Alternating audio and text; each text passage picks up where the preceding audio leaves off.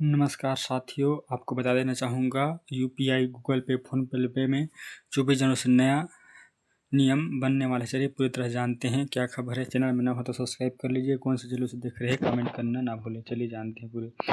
24 जनवरी से UPI users के लिए नए नियम। गूगल पे, फ़ोनपे, पेटीएम पे और यूपीआई न्यू रूल्स 2026। चलिए जानते हैं। 24/2026 यूपीआई यूजर्स के लिए नए नियम लागू होने जा रहे हैं, जिसका सीधा असर गूगल पे, फ़ोनपे और पेटीएम जैसे लोकप्रिय डिजिटल पेमेंट ऐप पर असर पड़ेगा। भारत में यूपीआई आज रोज़मर्रा की ज़िंदगी का अहम हिस्सा बन चुका है। चाहे किराने की खरीदारी हो, बिल भुगतान हो, ऑनलाइन शॉपिंग, ऐसे ही नियमों में किसी भी तरह का बदलाव आम यूजर्स के लिए छोटे व्यापारियों तक सभी को प्रभावित करता है। नए नियम का उद्देश्य डिजिटल लेन देन को पहले से अधिक सुरक्षित, पारदर्शी और भरोसेमंद बनाना है। इसके तहत कुछ तकनीकी बदलाव, यूजर वेरिफिकेशन से जुड़े नए प्रावधान, ट्रांजैक्शन लिमिट से संबंधित अपडेट शामिल किए गए। हालांकि ये बदलाव शुरुआत में थोड़े असहज लग सकते हैं, लेकिन लंबे समय में इसके फ्रॉड कम करने और यूजर्स एक्सपीरियंस बेहतर बनाने में मदद मिलती है। उम्मीद है यूपीआई यूजर्स के लिए इन नियमों को समझाना बेहद जरूरी है, ताकि 24 जनवरी के बाद किसी भी तरह की परेशानी से बचा जा सके। चलिए आगे जानते हैं। नए यूपीआई नियमों का मुख्य उद्देश्य डिजिटल भुगतान और अधिक सुरक्षित बनाना है।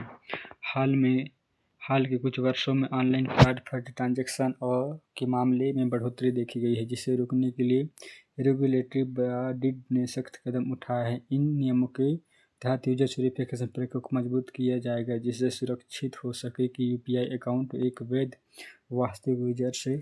इसके अलावा कुछ मामलों में संक्रमण की संख्या राशि निर्धारित की जा सकती है। ऑटो डेबिट और रिकरिंग पीपेल से जुड़े पुराने बदलाव संभव हैं, ताकि बिना वेलिंग के पैसे कटने जैसे मुद्दों को छोड़ा जा सके।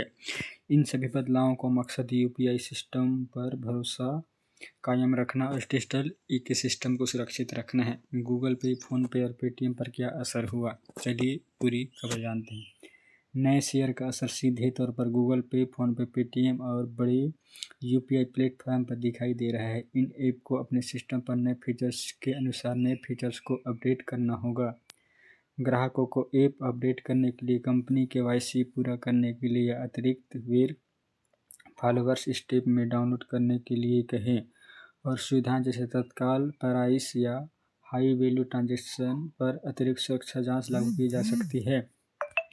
हालांकि इससे ट्रांजैक्शन थोड़ा धीमा हो सकता है, लेकिन इसका फ़ायदा यह होगा कि फ्रॉड के जोखिम में कमी आएगी। निवेशकों के लिए यह जरूरी है कि वे ग्राहकों को समय समय पर इन बदलावों की जानकारी दें, ताकि 24 जनवरी के बाद किसी भी तरह की कोई परेशानी न हो। आम उपभोक्ता को किन बातों का ध्यान रखना चाहिए। आम यूपीआई उपभोक्ता के लिए सबसे ज़रूरी बात है कि वे अपने लैपटॉप ऐप को समय समय पर अपडेट करें। अगर केवाईसी से जुड़ा कोई भी नोटिफिकेशन नहीं आया तो उसे ना बताएं और जल्द से जल्द पूरा करें। इसके अलावा अपना मोबाइल नंबर, बैंक खाते की जानकारी सही अपडेट रखना भी बेहद ज़रूरी है।